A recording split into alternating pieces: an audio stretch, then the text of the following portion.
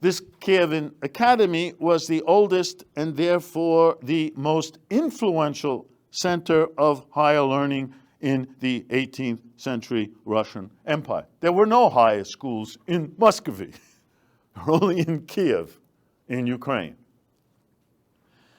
And in fact, most of the leading hierarchs and intellectuals of this entire period in Muscovy and the Russian Empire,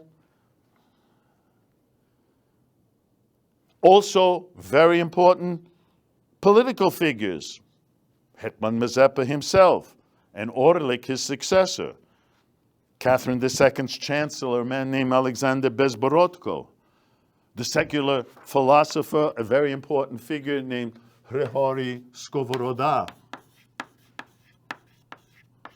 All of them were graduates of the Kyivan Academy, and some of them taught there as well after graduating. And in fact, it was largely through graduates of the Kyivan Academy who later moved north that the late 17th and first half of the 18th centuries, if you study Russian intellectual history, this era is known as the Ukrainian era of Russian intellectual history, because all of the leading lights of the time educated in the Kyivan Collegium and then Academy. Should add that the Kyivan Academy was only one of the schools of higher learning.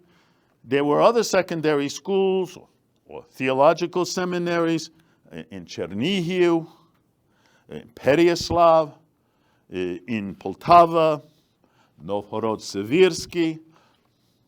Particularly important was the Collegium, Orthodox Collegium in Kharkiv, in the Sloboda, Ukraine.